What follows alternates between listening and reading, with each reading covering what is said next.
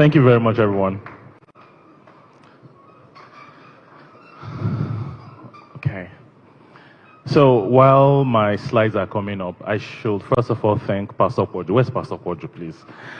I want to thank Pastor Kwojo for organizing this. Of course, I don't think he knows this, but I used to attend Covenant Christian Center. Yes. And in the early days when I was conceiving Moniepoint, I used to come to his service in Lagoon Restaurant. It's still in Lagoon Restaurant. And I found Pastor Kwojo to be one of the few men of God that had a fantastic balance between spirituality and sound judgment and wisdom. And just like many of you are sitting down here, I used to sit in the congregation, sneak in, sneak out, because I was in the depths of rumination of what I wanted to do in my life. I used to live in Lekki then, and I made a mental note that one day Pastor Kwojo called me to the platform.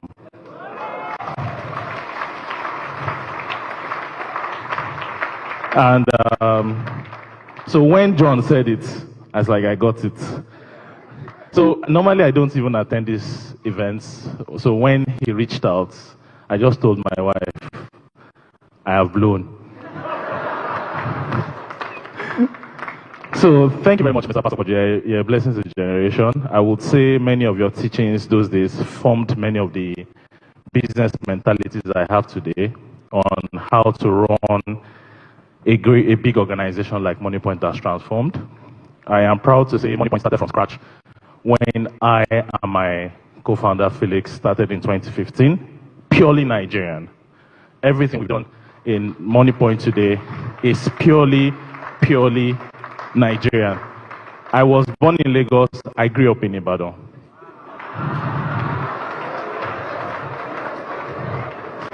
And I remember when I came to Lagos the first time, I took a bus from Ibadan, or was it Ife, because I schooled in OAU. Great Ife. Great Ife. You know how we represent, right? So I took a bus and I landed in Ojota. That was my, I think, first time in Lagos, and that was in 2007. So your small Ibadan boy is now, the founder of a unicorn. So every one of you here, just know it's possible. I would tell you some of the teachings that I have learned along the way. Many of them I'm hoping maybe it's not too advanced. I'm hoping that it's not too theoretical. I'm hoping you note them down and just use it to form a mental model of how you run an organization and how you create something big. But my Lagos story is when I landed in Lagos and I saw the chaos in Lagos. Imagine all those bound down full buses. If you have lived in Ibadan before, raise up your hand. Now, coming from Ibadan to where everything is calm, cool, you take a bus, they wait for you, you slowly walk and meet them, to one in which if you don't get that now, they will just drive off and you fall. I knew in this life, I had to make it as I'm coming to Lagos. So when I landed in Lagos, I fortunately got a job with InterSwitch, and in InterSwitch, I met my co-founder, I met my wife. I was initially a software engineer, became a product manager. I think I just briefly said I met my wife, right? Okay, so I became a product manager, but I had always had it in my mind that I was going to create something big. And initially, I thought I was going to create like a hardware company. Along the way, I realized that there's this country in this side of the world called China that's going to beat the world in hardware. So I stopped my hardware dreams and focused on software. And that's why I joined InterSwitch, fortunately. And the reason why I joined InterSwitch is because I felt like I needed to stand on the shoulder of a giant for you to be able to see the state of the art and then launch from there. Unfortunately, InterSwitch taught me and my co-founders many of the things that we needed to learn to be able to proceed and ride from where InterSwitch had taken the industry to. So, please, where are my slides? All right, beautiful. So today, that small company that we have done, the next slide, now is Africa's leading payment infrastructure, where we process, next slide, 8 out of 10 transactions today offline today. Next slide. Today we have about 6 million businesses on our platform and roughly about 10 million personal customers on our platform. Next slide. Revenue-wise, we're top 6 in Nigerian banking industry. And we processed last year 14 billion transactions in count. And these transactions were worth 500 trillion in value. We also disbursed 1 trillion of loans last year to businesses. Next slide. And we are number 1, we're the largest merchant acquirer in Africa. Next slide. We've raised $200 million of equity from foreign investors, and most of it have been invested into Nigeria. Next slide. And today, according to Financial Times, we're the fastest growing fintech country 3 times in a row company. We employ 5,000 employees across 17 countries. And in all this, I want to tell you that ideas are free. If you have an idea in your mind right now, I think you've heard other people say it, scratch it. It's nothing. It's nothing, and it's not waiting for you. Execution is everything. As a matter of fact, if anybody comes to me and says, there's this idea that I have and I want to come and share it with you, I don't respond to the person. It means nothing. Because it's a dime, a dozen. You need to pick that idea and actually execute it. Now, I will go beyond ideas and how, execution. I'll actually tell you about the biggest challenge that you have is you. I'll focus on you, on how you need to think, generally. Because the biggest problem of an entrepreneur is yourself. When you conquer yourself, you conquer the world. The biggest battle are internal battles that you have. As an entrepreneur, one of the biggest challenges that you have is anxiety. Even as you are not yet an entrepreneur, that you're just starting, you realize that the biggest challenges that you generally have is being able to keep a calm mind all the time to be able to get to where you want to get to. So you figuring out yourself requires you to have a mental model that is shaped by reality, that is shaped by the Word of God, and that is also shaped by what works. So as an entrepreneur, one of the first things that you need to make sure that you have, next slide, are your goals. Next slide. You need to ensure that you get these 7 things I'm about to tell you right. If you get these 7 things right, you would have formed a mental model in your mind that can allow you to be able to take everything that comes your way. Next slide. The first thing is goals. A lot of you have things that you want to do, but if those things cannot become numbers that are written down, it's nothing, honestly. It's just vibes, and you forget about it. You've heard different testimonies people have had that they had something and they wrote it down somewhere, and they, wrote it somewhere and they put it there. And I remember in the founding days of Moniepoint, that number for me was $100 million. When I was recruiting many of my early founders, the pitch I was giving to all of them was, please come and work for Moniepoint. And if you work for Moniepoint, I'll give you 1% of Moniepoint. And 1% of Moniepoint will be worth $1 million. That's the number I had. And I wasn't working extra hard because I was going to make myself rich. I was working extra hard because I felt like I had an obligation to all the people that have asked to join me. Many of these people were first-class students from Unilag, Ife, had other career opportunities. Some of them had the ability to travel out there. And here was I, one young boy. I was in my early 30s. Good job, you're in your 33. So I was in 29, and I was actually asking that you come and join me and come and work on Moniepoint. And you had the opportunity of working for superior companies at that time. And I knew that the best people had multiple opportunities. So I had to give them a pitch. The pitch to all of them is just come and work for Moniepoint. They saw the vision, they saw the passion. They felt like, okay, we are young, we can take a chance here. Even if it doesn't work out, we'll bail out and go and work somewhere else. So, but that number for me was just $100 million. And I want to encourage everybody that if you have something at the back of your mind, for you to be here, this interests you, you need to write that number down. What is it? If you don't set goals in a larger organization also, the organization begins to move in any direction that you want, that you don't want. People work with vibes. People work with no particular direction in mind.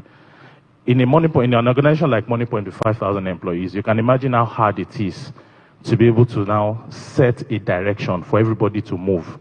When you're even especially remote, even if you're not remote, how many people can you see one by one? So everybody, you need to set clear goals in your mind. And that's what Auntie Kemi said also, numbers. What are those numbers? Your revenue goal, your market share goal, number of customers, gross profit, contribution margin, cash flow, profit before tax, profit after tax. If you don't do these numbers, go and know it. It's not advanced anything. You cannot set a business that is for profit and not have clarity of where you want to get to. So that's the first thing you need to set. You need to know, what does winning look like? If you don't have, it's just a dream if you don't set those numbers. Now, when you set the numbers, next slide, you now need to set out a structure. You see, one of the reasons why Moniepoint blew when we blew, as we blew, is the structure that we created. Is the structure that we created in distributing our products. We created a structure in which, just the same way elections are won. Who knows how elections are won? Numbers, right? Elections are won on which level? What's the lowest level? Ward. Ward level. What happens? Ward aggregates out to what level? Local government. Local government to states to, and then national. If you want to win an election, you essentially make sure that you win at each of different ward levels.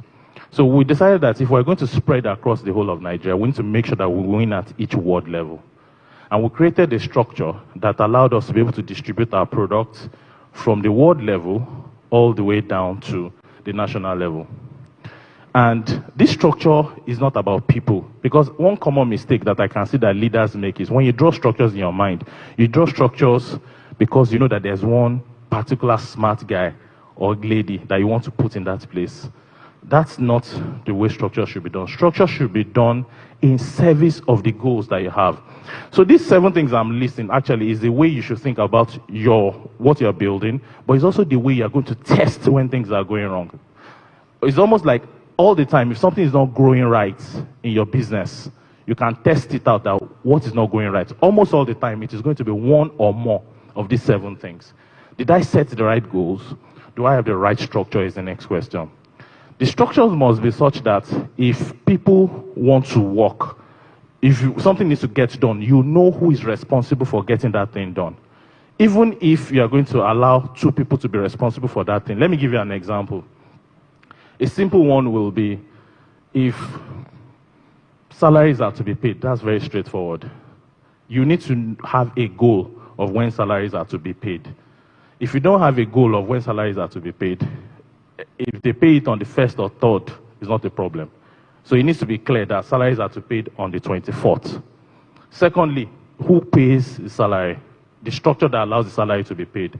Now, if you say that HR pays the salary, if HR say I want to pay salary and they don't have the money or the ability to press go into the bank account and press the salary payment, you still don't get those goals, right? So you need to ensure that the structure is such that whoever is responsible for that goal has everything in them to be able to achieve those goals. You create a structure that structure, whoever you have given that goal, they don't need to depend on too many people. You reduce the number of dependencies that they have to be able to get their things done. So that structure, it needs to be clear who owns what goals. The next one are people. You need to make sure that you have the right people in the right roles. Like I said, this mental model is a model that you can use to build, but also to diagnose. If anything is going wrong in your business, you can say, is it goals? Okay, I've set goals, they are clear. Everybody knows what they're supposed to do. We're supposed to make 10 sales this month, 20 sales this month. Is it structure? It is clear who is supposed to do the go and make those sales, because I have 4 salespeople. Each of those people know their number. Those 4 salespeople work with an operational manager that's supposed to deliver it. The third one is, do I have the right people? You know, it hits me to the bone when Auntie Kemi also mentioned that even Alhaji Dangote was saying that Nigeria, we have, if you go to Moniepoint career websites, which you can go and apply if you want to, we have probably maybe 500 vacancies or so. And we are struggling to find people to fill those roles. We did not make an attempt to start hiring from Nigeria. As a matter of fact, in 2024, we made a decision that we will no longer hire from any other place than Nigeria. And we chopped the cane in 2025. We chopped the cane in 2025. Not only could we not find people at the quality and the quantity we needed them, the few people that we found were not up to the global standards of quality that we needed. And we're competing globally. You're not competing with just local players. You people know my biggest competition. You know where they are from. They are from China. I'm competing globally. I need to make sure that I have world-class people working on the organization. And here I am, looking for Nigerians that cannot meet the requirements that we need to meet to be able to compete and build world-class products. I blame quite a bit of things. I blame our education system. I used to feel like Nigerians are really, really bright. And I am honestly beginning to feel like we need to do something to prevent the general IQ of this country from going lower. I am really, really worried. I used to feel like intelligence is equally distributed around the world. But I am realizing now that environment shapes a lot of things. I am realizing that the social media that we are consuming all the time, I am realizing now that the values that are shaping our systems now, the hookup culture, the Yahoo culture, the let me just do cool things because that's what matters culture, the level that people are reasoning in this country is not as high as it used to be. And this is coming from me, that I am a die-hard Nigerian that want Nigerians to grow. We need to do something about it. And my suggestion is we need to create people like John, Auntie Kemi, what Pastor Poju is doing. Because I feel like this is a role model problem. This is the problem that the person that they see around them is that local boy that has collected $30,000. And they want to be like him. In the grand scheme of what you can create in a 200 million population, there are many other alternatives to becoming a big boy Yahoo boy. There are many alternatives to becoming a hookup babe that is showing how she is traveling to Dubai. And everybody wants to be like her. And that's why I'm hoping that you all subscribe to Auntie Kemi's in Dani City and see stories of entrepreneurs and actually be motivated. And every one of you here should also create great things. We create an environment. Nigeria has what it takes. We are driven people. We are motivated people. We are hardworking people. I was in the airport last week. I was in Nigeria last week. And British Airways delayed their flight. So we're supposed to take off around 10:30, and I was still in the airport around, I think, 1 a.m. or 2 a.m. And I picked the phone, and I texted my main driver. He didn't respond because he was asleep. I called our second driver, and the driver said, I am coming, sir, now, 2 a.m. No, if you guys do, this is not normal behavior in the rest of the world, just so you know, because I live in the UK. In the UK has labor laws.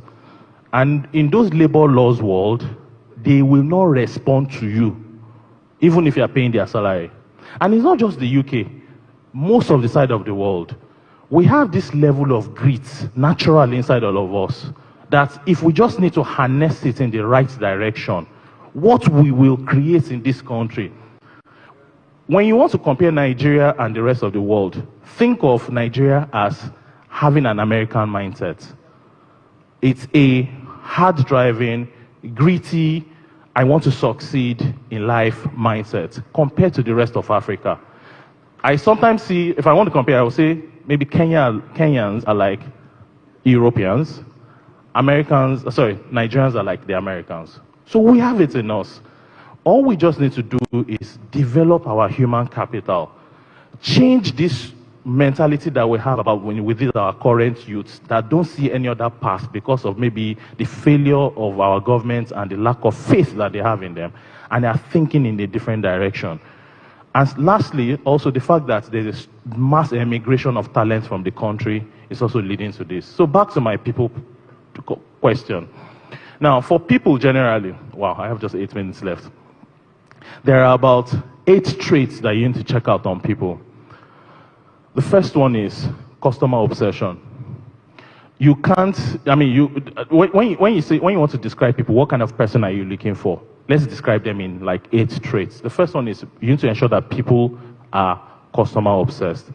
The number one thing in business is for your customers to love you. That's the number one thing.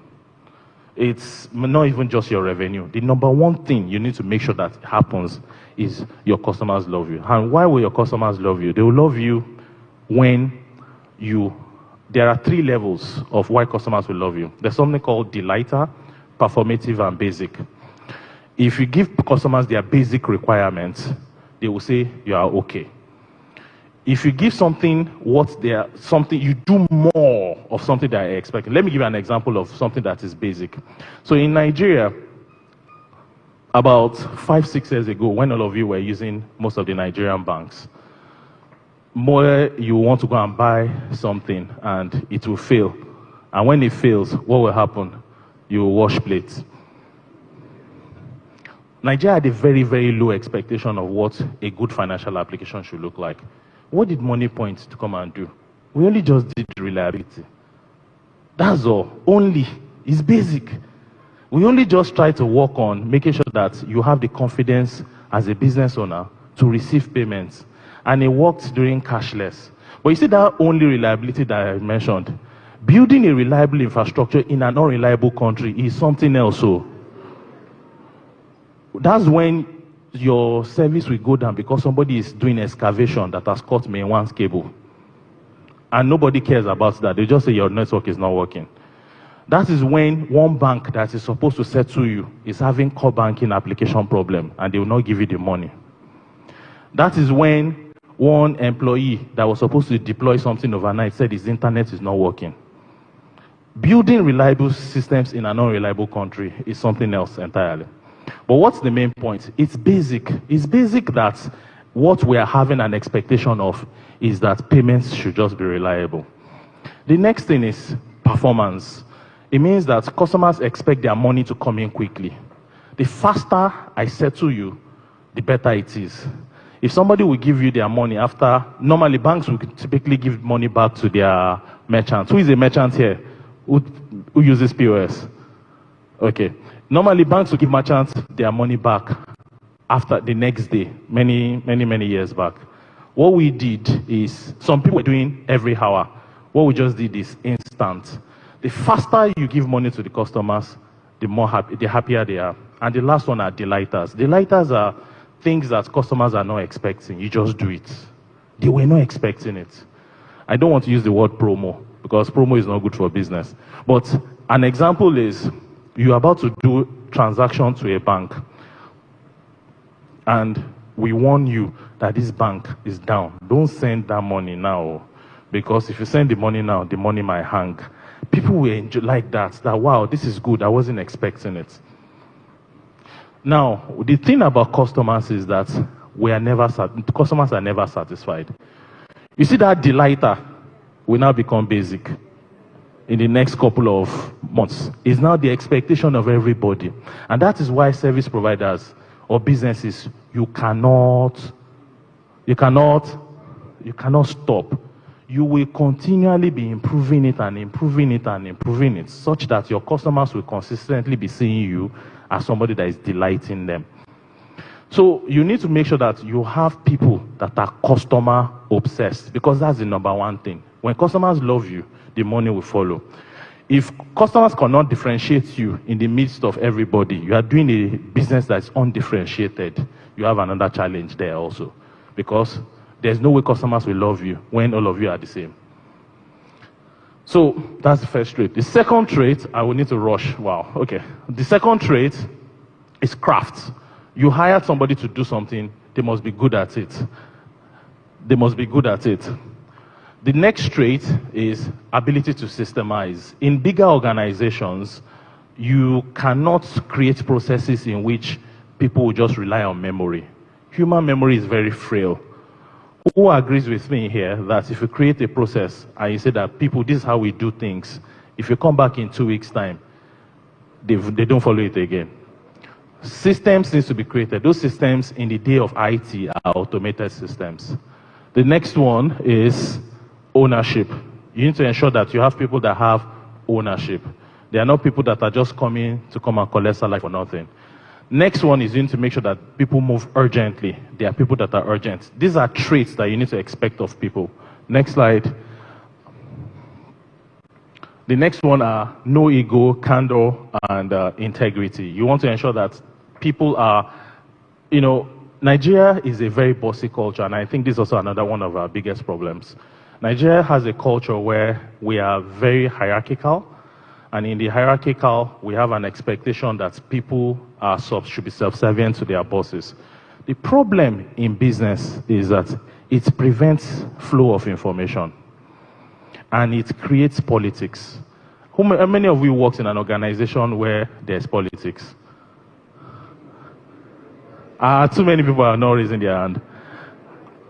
Politics is caused by the fact that your boss is not a meritocratic boss. Politics is caused by the fact that there are other personal reasons why people are loved. Maybe because the boss is related to this person, or the boss are friends, or they are from the same town.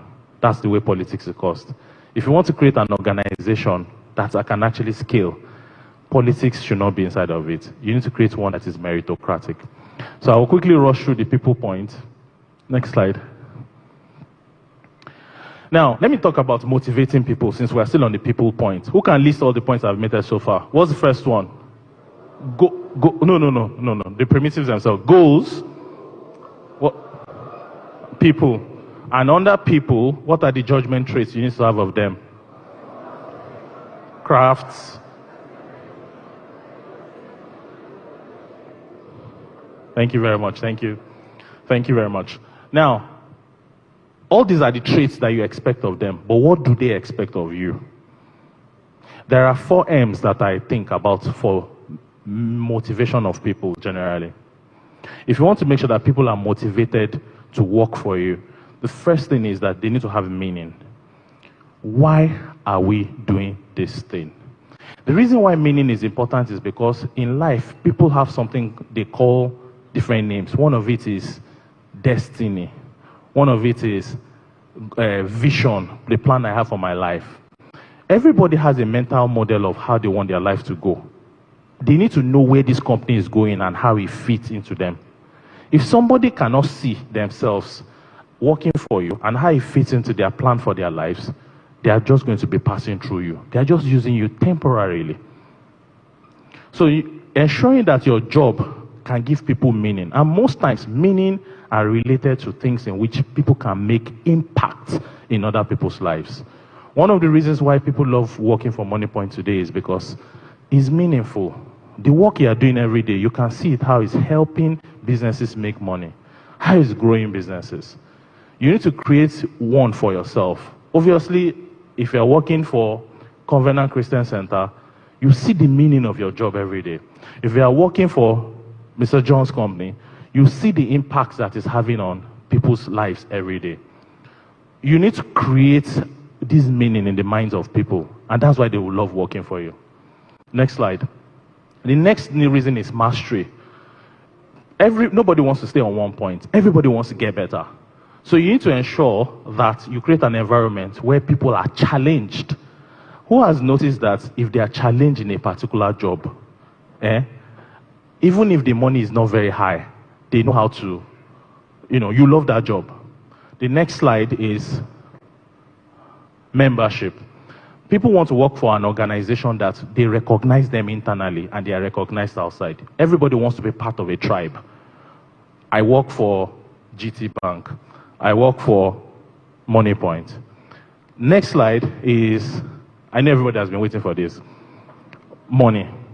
So if you provide these 4 M's, funny enough, money is not the highest. Funny enough, when you hit a certain level of money, that people's basic needs are met, money is no longer the highest. People will work for you when they are challenged and the job is meaningful, and somebody else will offer them a higher salary and they will not take it. Next slide, please. My time is up, so I need to move. The next thing is you need to make sure that these people are incentivized.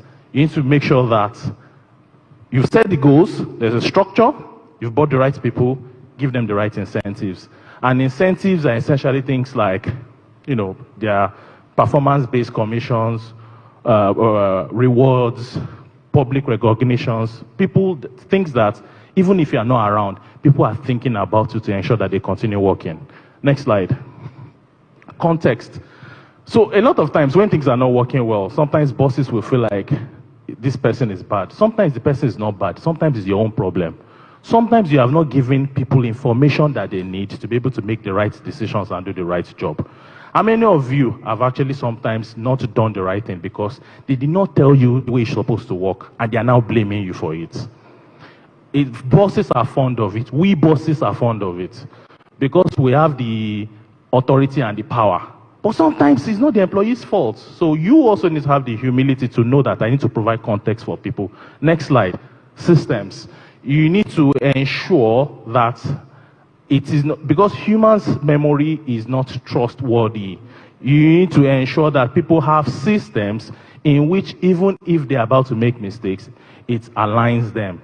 And it encodes good judgment in an organization. Next slide is governance. This is the last slide for what you need, the 7 things that you need to do to build a great company. 1 is set the right goals. 2, internally, this is internal. I'm not talking about the idea itself. I'm not talking about product market fit, competition. I'm not talking about those ones. I'm saying your own mental model of how to create a great organization inside myself. First one is what? Goals. 2nd, structure. 3rd, people. 4th, context. Next, systems. And the last one is governance. Governance is essentially how you correct drifts between the reality and the actual. This is how you make sure that are we doing the right things? Is what you call MPRs, QBRs, performance reviews. This is how you make sure that things are going the right way. And when things are not going the right way, what do? You diagnose again with one of these 7 principles. If things are not going right, it's either the goals are wrong, people have a problem, structure has a problem, or whichever one. Next slide. All right. So now, an important point about this is that this judgment, as you want to use it, you can use it to judge yourself, but it's also what your boss can use to judge you. And it's also what you can use to judge people under you. So it's not just something that you use to judge your organization. It's just something that your boss should also be using to judge you. Next slide. All right. So, like I said, it's diagnostic. Anybody that is a manager here, I advise you to use it in your mind. If anything is not going, if it's going wrong, what is wrong? Next slide. All right. Thank you very much, everybody. I'm hoping these 7 points we can all use as a mental model for us to run our organization. If you use it, I promise you, you should be on your path to creating another unicorn. Thank you very much. Wow, a round of applause. Thank you, sir.